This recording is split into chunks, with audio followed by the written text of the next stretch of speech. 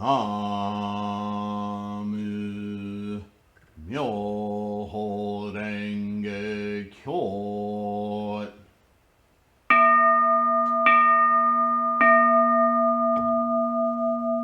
나무 묘호랭개교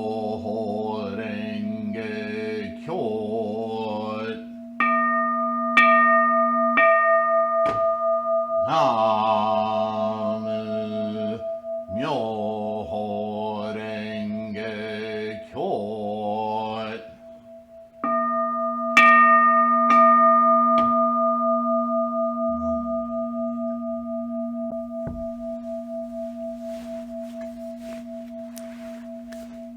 Hi everyone, thanks for being here. Namo Myoho Renge Kyo. Today's Q&A, I'm going to go over quite a few things. You guys ask really good probing questions, and that is the purpose of this Sangha, is that we ask sometimes the same question over and over again, but from your own perspectives. That is what the Sangha is for. Nichiren does the same thing. In the extant letters we have, I'm sure he wrote many more than are extant, even fragments. He answers the same questions over and over again.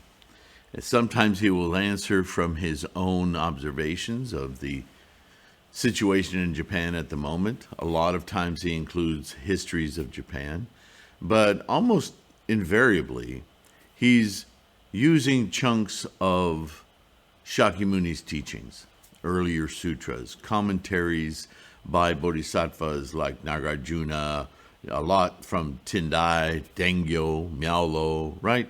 That's his scholarship. He's able to show that there's a consistency in the teachings and the spread of Shakyamuni's Buddhism.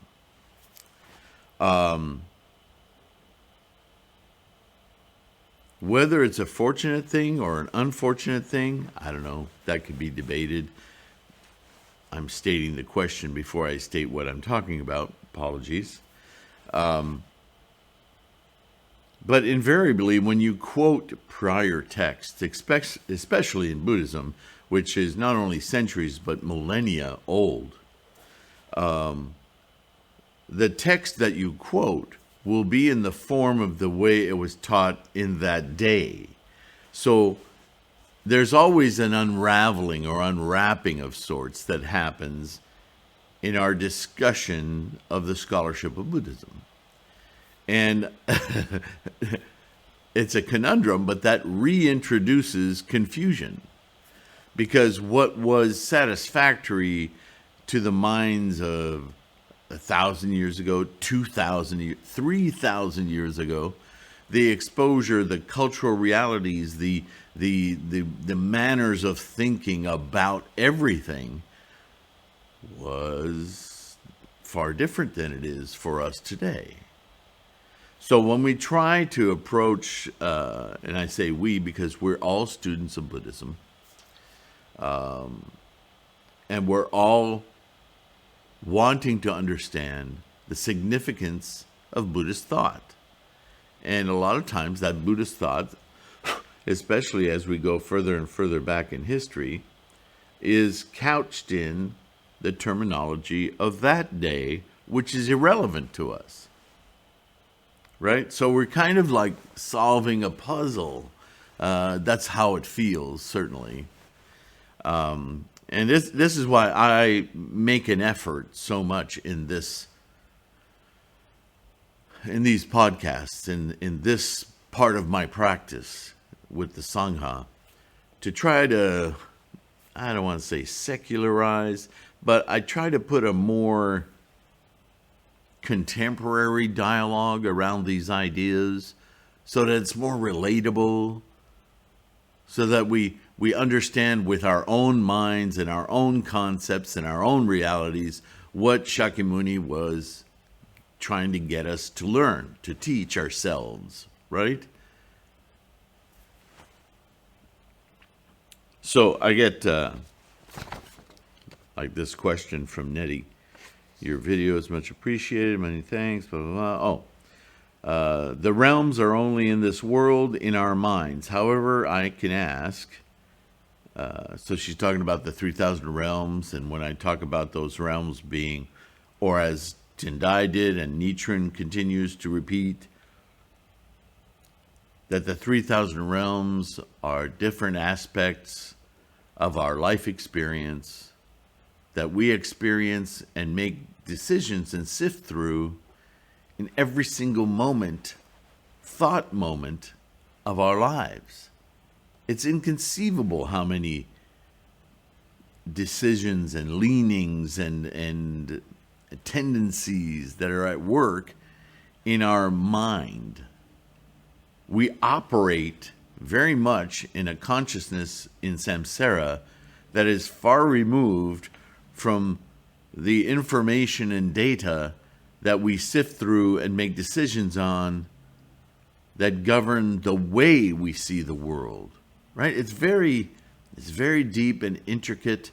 And when you study the 9 consciousnesses and the 10 worlds, ultimately this is what the 3,000 realms in a single thought moment is about. And influencing that train, that freight train of information and predilections, that's very much our practice of Buddhism, is to kind of subvert that train and go, okay, see all of that, samsara is fine, but change our perspective on all of that, epistemology and those layers, and see all of that from the ultimate layer, the Buddha layer, the clear layer that sees all the train sets, right? Instead of being so pushed, inertia, and pushed into a perception because of samsara, attachment, right? And see clearly what's going on. The same attachments, but seeing them as attachments instead of blindly following what we think is truth, right?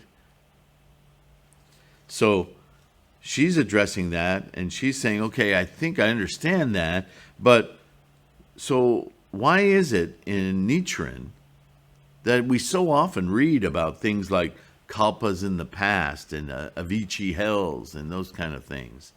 And so her question kind of, or his question kind of migrates between this life experience, no past life, no future life, no life after death, if you will, or before. That's one thing to explore. And the other thing being states of mind like the Avicii hell, because it kind of transmigrates between the two, right? There's the Avicii hell that we all can agree logically we experience right now when we're really overwhelmed, when we're super sad or depressed, or we don't see a way out of a situation. We are in the Avicii hell. The Avicii hell is no other place than this life of suffering, first noble truth. Life, because of the nature of samsara, is a gauntlet. But the gauntlet is of our own making. That's the great aha moment of Buddhahood, of Shakyamuni Buddha. This gauntlet wasn't laid down to make us suffer. We suffer because we create this gauntlet, and we create it moment to moment. And we can start to define how we create it with our monkey minds, our attachments, our emotions, blah, blah, blah, blah, blah. This is the subject of conversation for thousands of years. Identifying, describing, dissecting the way our samsaric mind holds us in a bondage with this attachment thing. That if we can just look over the horizon of samsara samsara then becomes toys. It becomes entertainment. It becomes awe-inspiring. Look at what's going on, right? I talk about that all the time. The Buddha mind is unattached.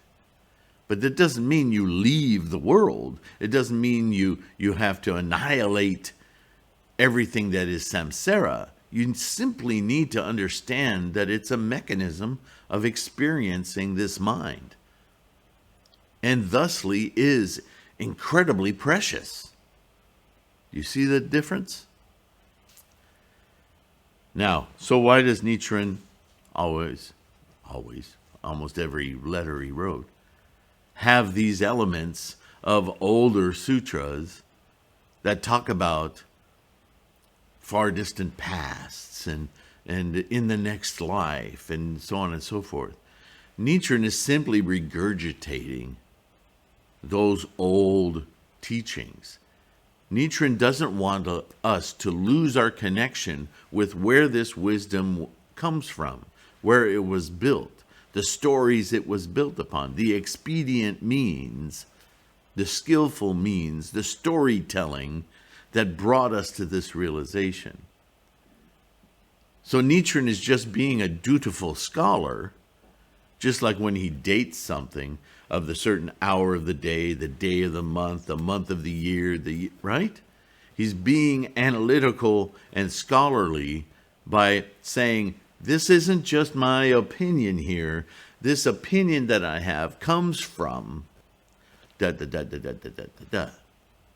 So this is why when we read Nichiren, we forget that most of his writings, and I don't know how he was in his casual dialogue with people, but when he committed his thoughts to writing,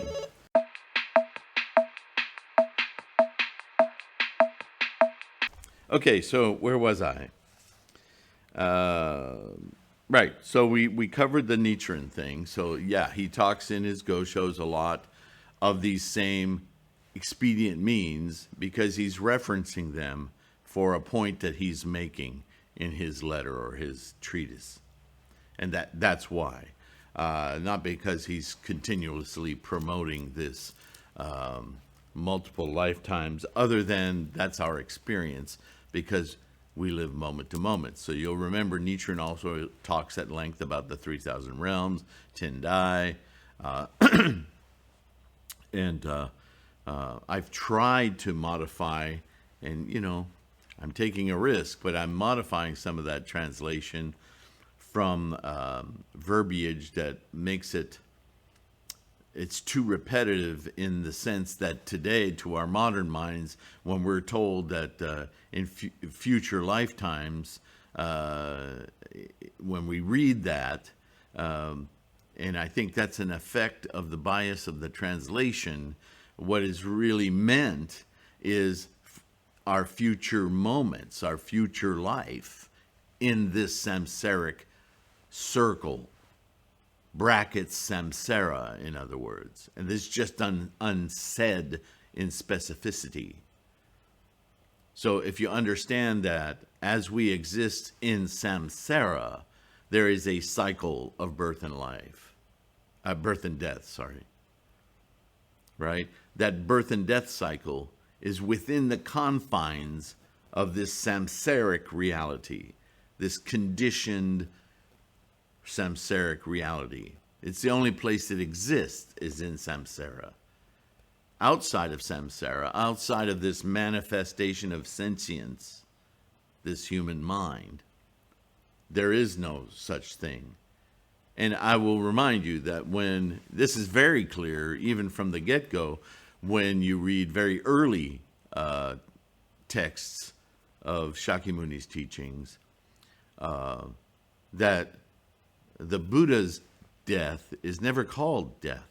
It's called extinction. Because this is a very finite thing. Extinction leaves samsara no longer cycle of life and death. That's within samsara that we have a cycle of life and death. In fact, as Nichiren harps on the 16th or 15th chapter, depending on your translation, the lifespan of the Tathagata, the lifespan of the Tathagata is a samsaric thing. And that's the drop the mic moment when he says, I didn't attain enlightenment in this life, in this samsaric life. This enlightenment has been here before samsara and after samsara. So what he's indicating is not his own enlightenment as Siddhartha, enlightened in samsara. That, yes, that. But this ability isn't something I invented, I created. This ability has always existed as long as there have been samsaric beings in their own samsaric time span. See, this too can be confused with, oh, so there's Buddha when there's no life. No. There's only Buddha when there is samsara. But the potential is for every samsaric experience before and after his enlightenment. So all of us, people prior to his samsaric birth and after his samsaric birth, have their own samsaric cycles of birth and death. You follow? It can be confusing, and Shakyamuni cautioned us on this again, I believe in the Lankavatara. Don't get hung up on the words. Our monkey minds are so expert at attaching ourselves to things. And then we want to make them so. That's our nature of our attachment. That's samsara, right? The minute we identify something, it's permanent. I got this. That's the very thing that Buddhism is trying to say. That's what's causing your problems. All your suffering comes from that mindset. You see? So, great question, Eddie.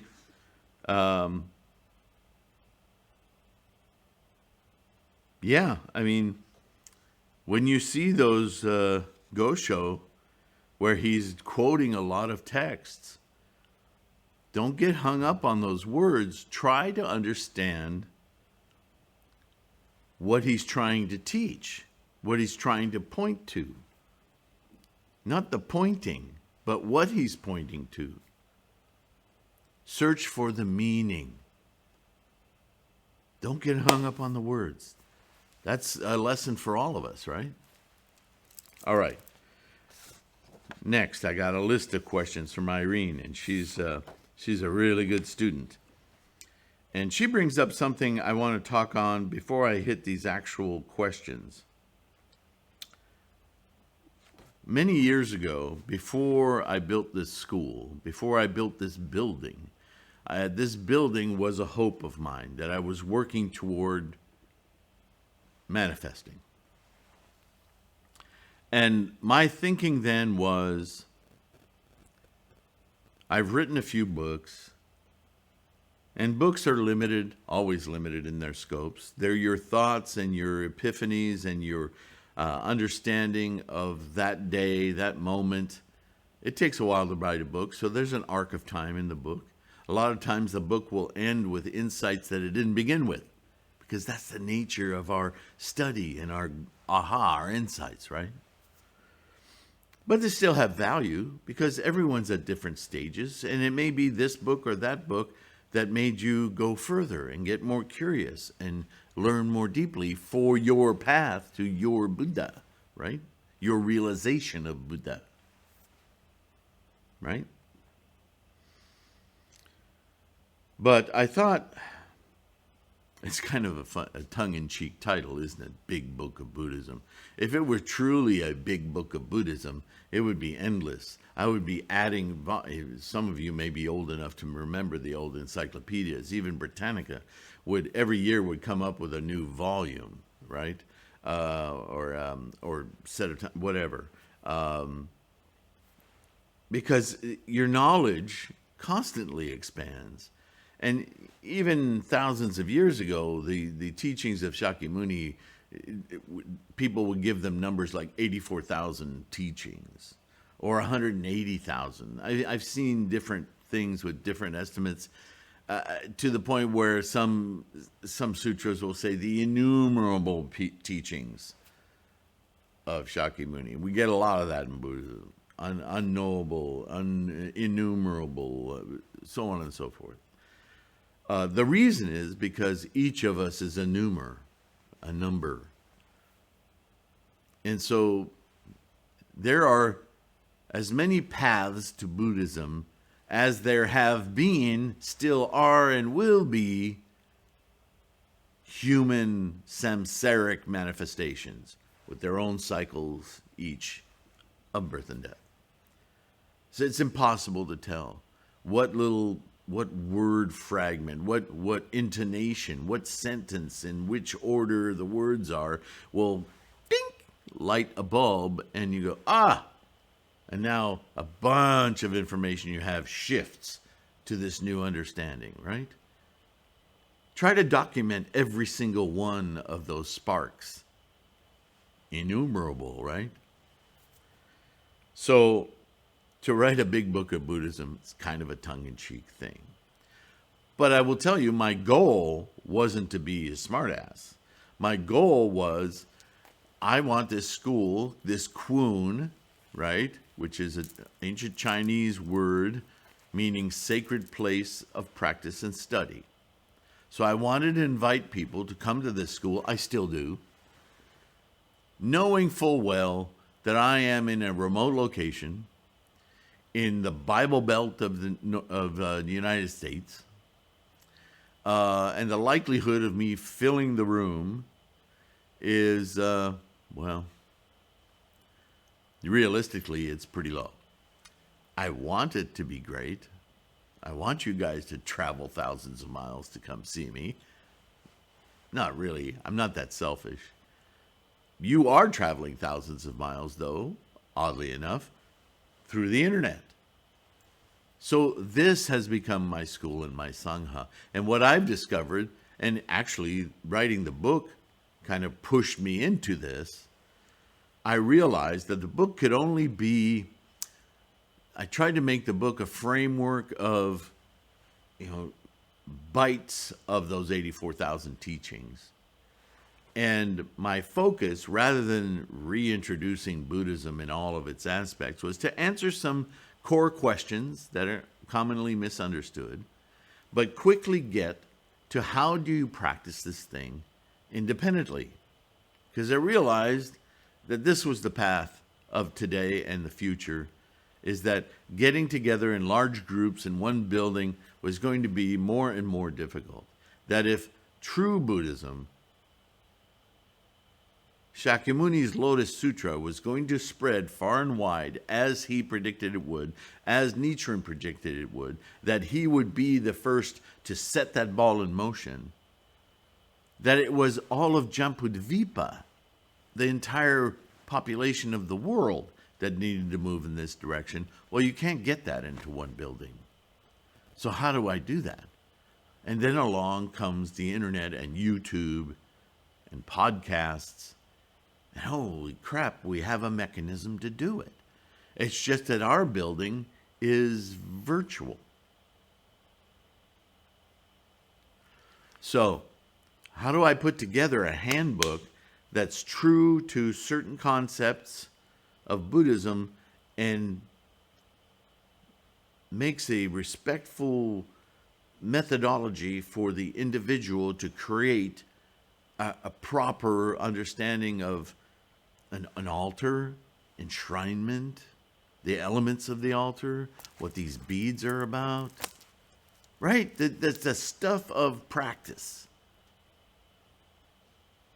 How do you do that and know that you're doing it right? And since we're all human in samsara, there are certain points in our lives that we like to memorialize or have ceremonies for. They're helpful in conditioning our minds, right? Like when a loved one is deceased, extinct. how do we honor that life and how it influenced us?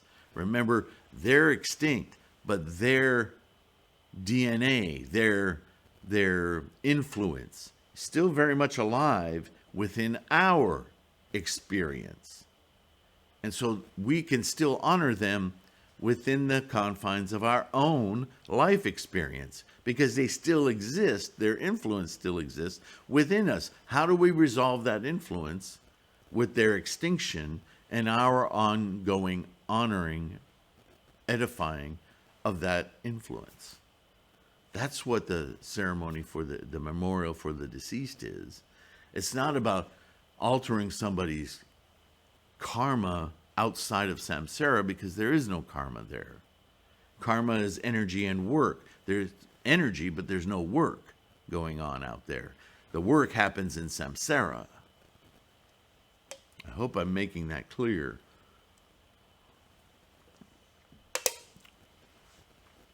So, the book, just to finish on the book, I could just say flippantly, well, it's outdated. It's something I did years ago.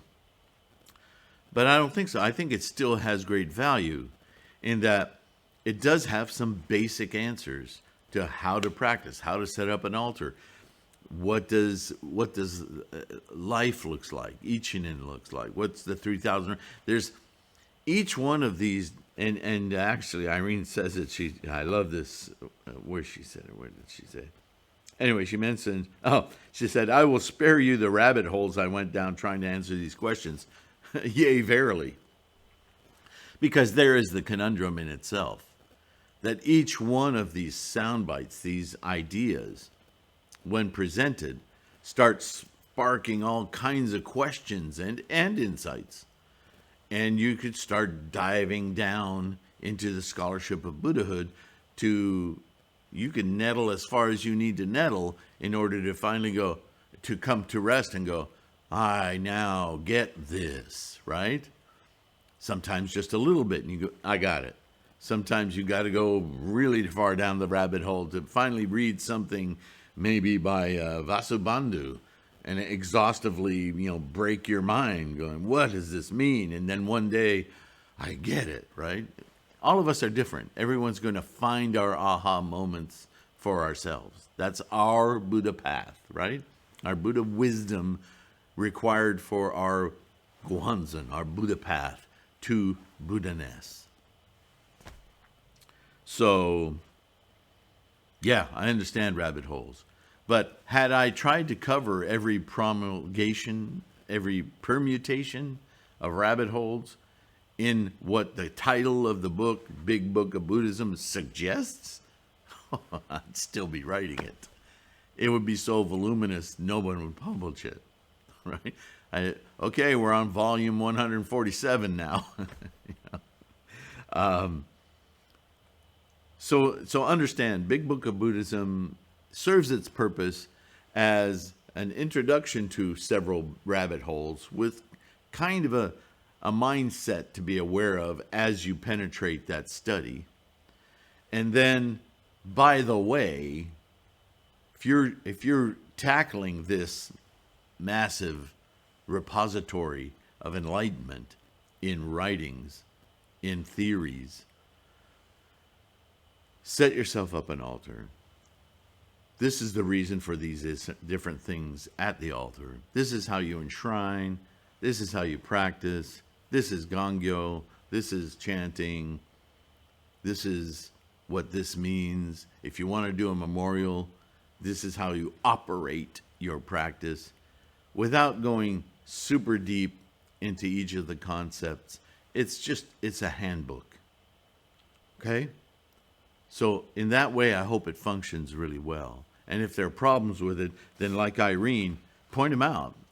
A lot of times it won't be a problem with the book so much as something that requires more investigation beyond the limitations that I put on the book. So let's go to her questions. Last point on the book, I'm kind of stuck in the same place Nichiren was, and I'm not comparing myself to Nichiren. But Nichiren understood that in order to teach Buddhism correctly, he needed to honor the previous teachings of Buddhism. To put himself as in line as a votary of the Lotus Sutra, he needed to be strict with his own communications that say, this is why I say this, because Shakyamuni said this, because Tendai, Dengyo, because these scholars before me make it obvious, this is why I say this. So he was very scholarly about doing that. I don't claim to have the same depth of scholarship as Nichiren, certainly. But in my own way, I'm trying to honor where these epiphanies came from for me. This is the actual purpose of the Sangha, for us to rub all of our insights together so that we can promote further, deeper insights for each other and ourselves. And this is why I'm always profusely thanking you guys for participating, because my practice grows as I endeavor to help you in your practice. It's impossible not to. All right. How did the deceased gain benefit? So I've already touched on that. The deceased themselves no longer exist, right? What's the word they used when the Buddha passed? You remember? All right.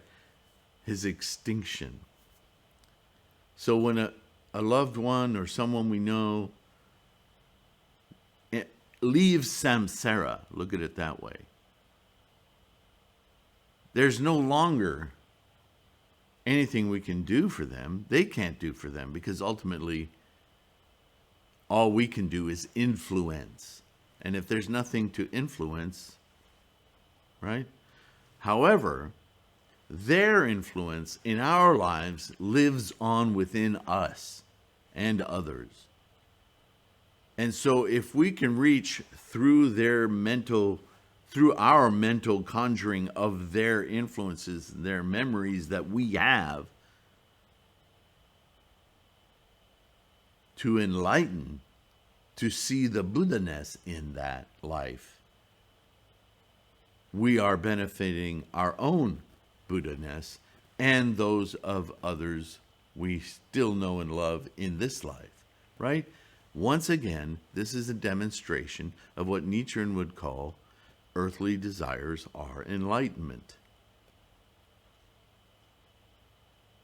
Does that make sense?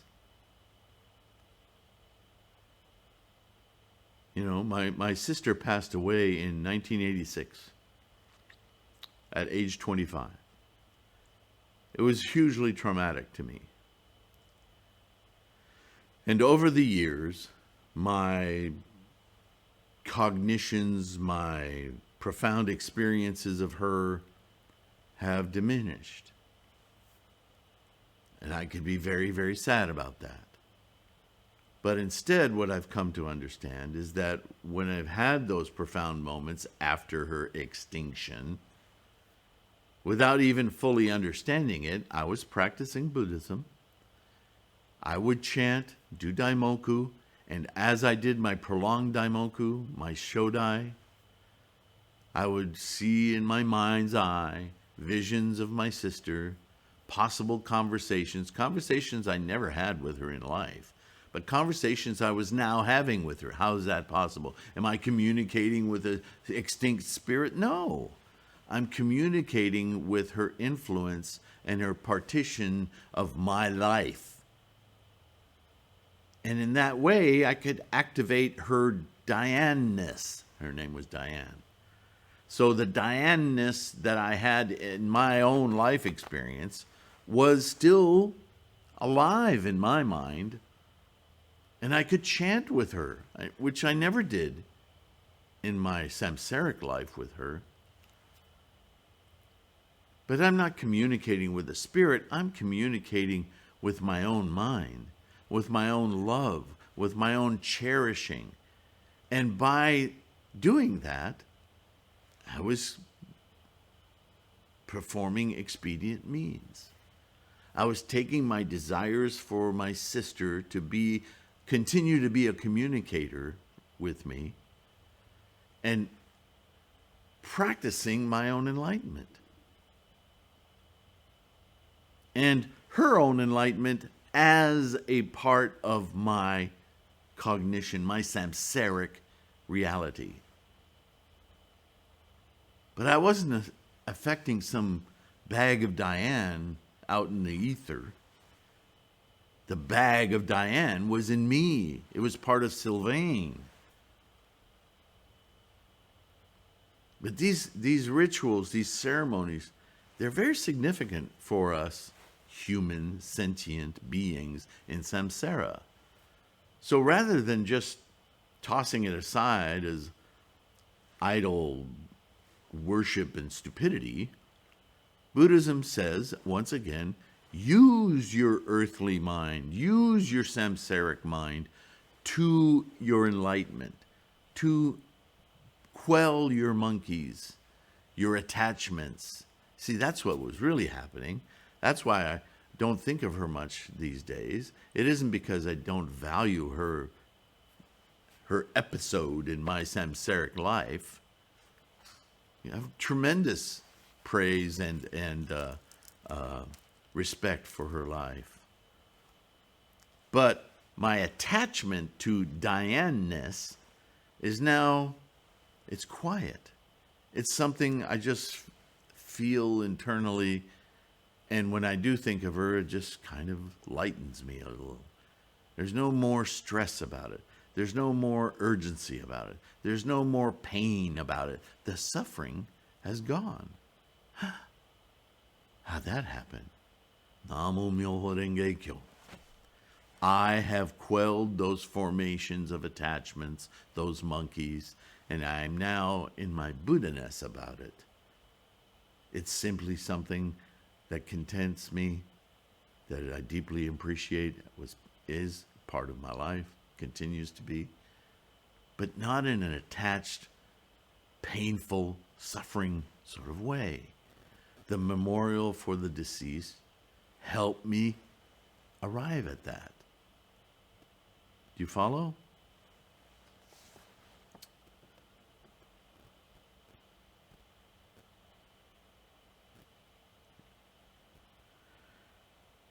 Yeah, a new Buddhist name is given to the deceased to also release them from their earthly attachments and to begin a new existence integrated with all life. Is this only for the benefit of the mourners? If not, how could this be needed by the deceased? You're absolutely right, Irene. That's exactly what I was just saying. That whole ritualistic thing, that's old. I didn't create that. That's an old, again, a manual for how to do this. But the significance of it, in fact, even changing the name, altering the name to make Diane called Bodhisattva of Worth, that's a naming convention that indicates my valuation of Diane, not her. You see? By just renaming something, we claim ownership of it because that's what we do.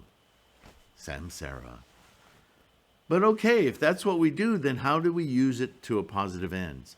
Earthly desires are enlightenment. By renaming it something I own, it being Diane, by renaming her something I own, I then can focus on the enlightenment of that thing that I own. Do you see the mechanisms at work?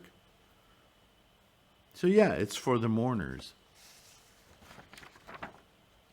Great question. Thank you for asking it. Funeral services, same book, specifies timeline for observation. 49 days is noted as being the full period of time ascribed to passing of the deceased.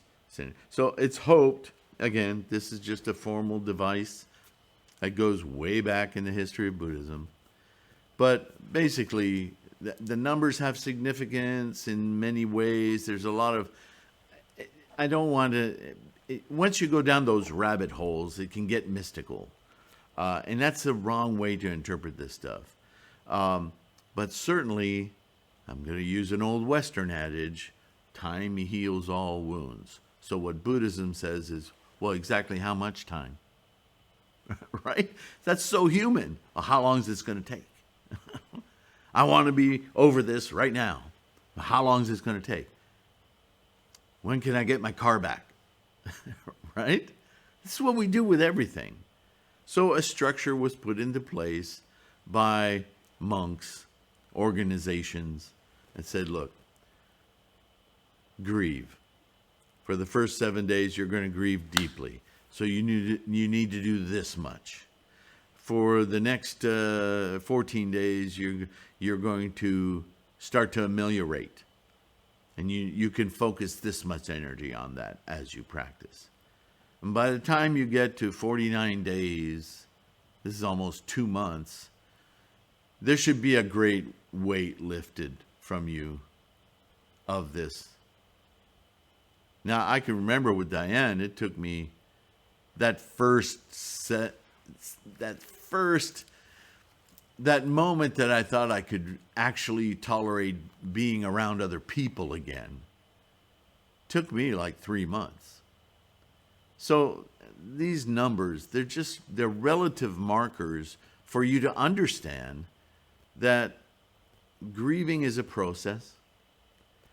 The depths at which you grieve will change over time, and that you should be able to put a limit on how you obsess about things. This is an encouragement to say, okay, that's enough now. Right? There's this aspect of Buddhist teaching that's parent, teacher, and sovereign. It's compassionate, but it also promotes moving on. This is now not grieving anymore. This is an attachment in itself. And this is not good. So move on. That's what that's about. Does that make sense? And so, yeah, the part of it that says, ascribe to passing of the deceased from the human sentient state to the resting and fully integrated place of Ku. Right, well, this is within your own samsaric existence, right? Because they're already there. It's your coming to it in your own samsaric realization. Lastly, several videos are talking about the process of conception, a man, a woman, and a third. Might that third be the potential energy associated with the deceased? No. Well, that's the short answer. I can make a more complicated answer, but I don't want to confuse you now.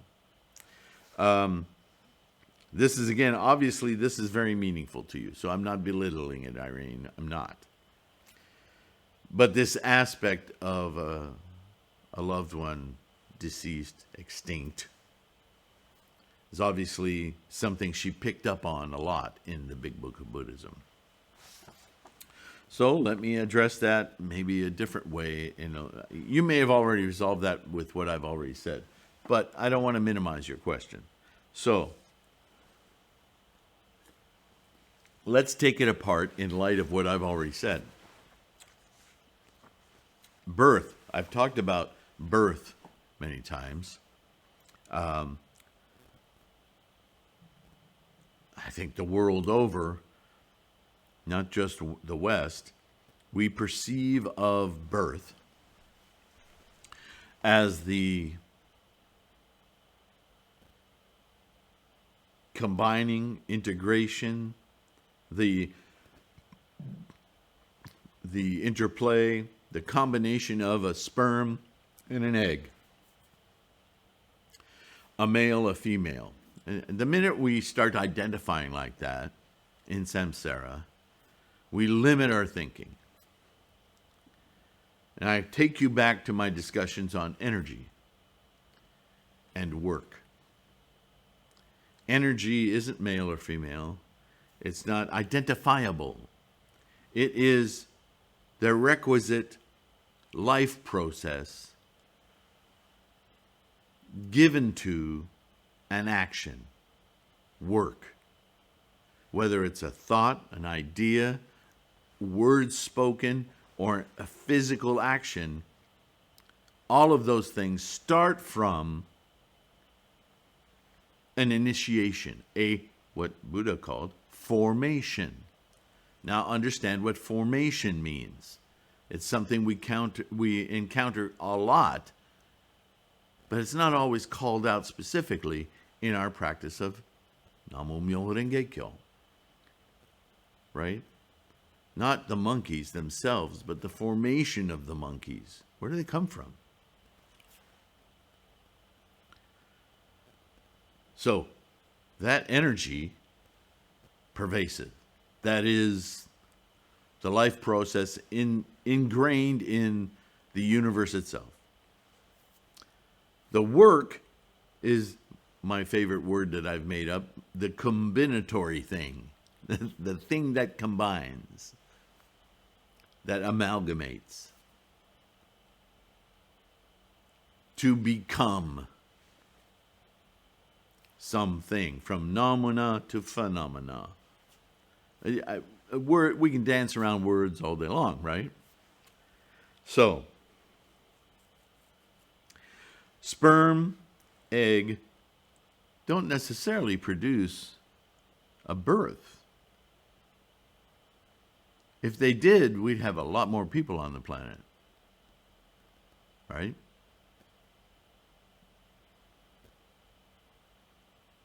So what's going on there?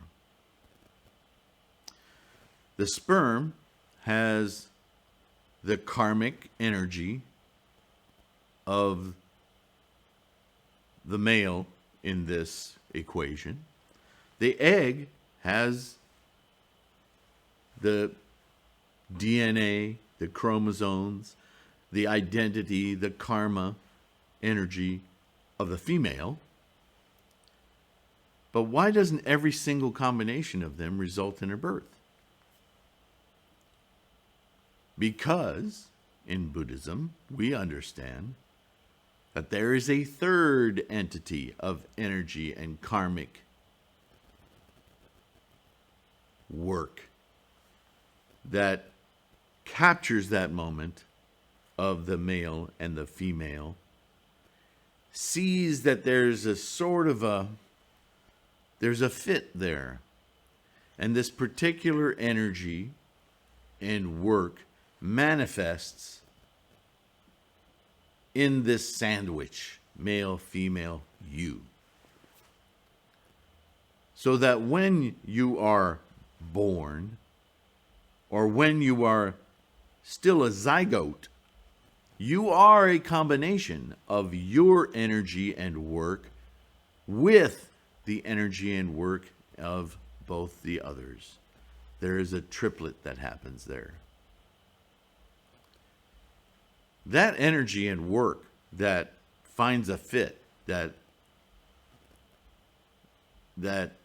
locates itself in the combination of those other two, they are a formation that exists all the time in the universe. This is the life force. It's not that when Bob was deceased, his energy and work went into a holding pattern. Because the energy and work, the karma, only happen in samsara. Anything outside of samsara is just the cosmic force, if you will, of life seeking manifestation, not actively seeking, not consciously seeking. It just is energy looking for work. It's unemployed. And there happens to be an opportunity with this sperm and this egg that, hey, there's work to be done. Let's go do work. But the moment work combines with energy, there are tendencies and conditions. And then karma is formed. That's when the karma is formed. It doesn't exist out there. The karma is formed as soon as work begins. And this is why, as it forms in this zygote, into this fetus, it, of course, inculcates that energy and work from the other two. But it's still its own independent thing. It's just greatly influenced chemically, biologically, by the other two. This is why we share traits: eye color, hair color, skin tone. Right? Does that make more sense? When we die, the work stops. There is only energy. Not good, bad, not Bob, Ted, Alice. The work is Bob, Ted, Alice. The energy, nomina. There is no attachment. Okay.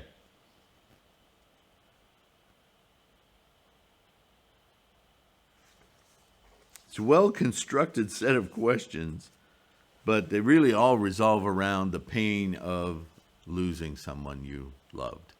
Your experience of losing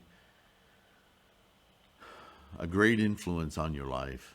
It's traumatic. It's very hard to silence those monkeys, let alone the formation of those monkeys. Please know that time will change that.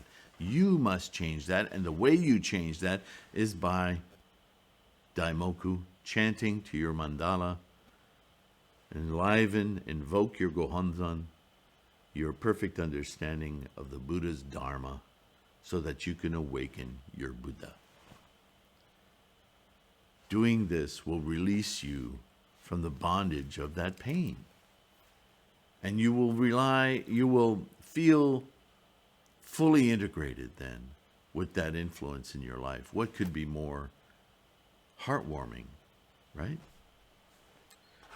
So, intense questions, great questions. I'm glad I got to say something about, because more of you are buying a Big Book of Buddhism, and I think it's been long overdue that I give you a framework for what that book is for, okay? It's a framework on how to practice independently, but it doesn't answer everything, not even close.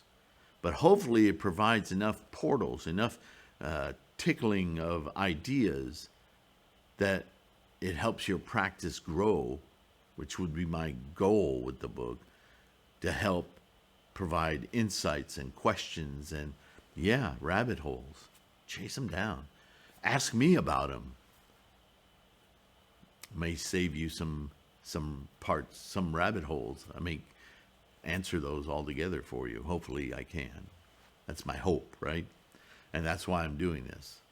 And that's why, once again, I have to abundantly appreciate you for participating in this process. This channel, these podcasts, are my Big Book of Buddhism in a much more real Sangha, right, kind of way. Namo Myoho Renge Kyo. Please be good to yourself. Protect your health. Be kind to one another. And, send me these questions. They are wonderful. Because all of us are asking the same questions in some form or another, right? And believe me, if you catch me off guard with something I hadn't thought of or don't feel like I can answer, you will set this little research machine to task. I will find out. And if I can't find a definitive answer, I'm going to share with you a lot of rabbit holes and why I think some are worth pursuing and some are not. I will not be silent, because this is my life, is this Sangha. So thank you for making it of some value. Okay? Take care. I'll see you in the next one. Bye for now. Hey, thank you for being here. Did you know there's a third way you can help support this channel? And it won't cost you a cent.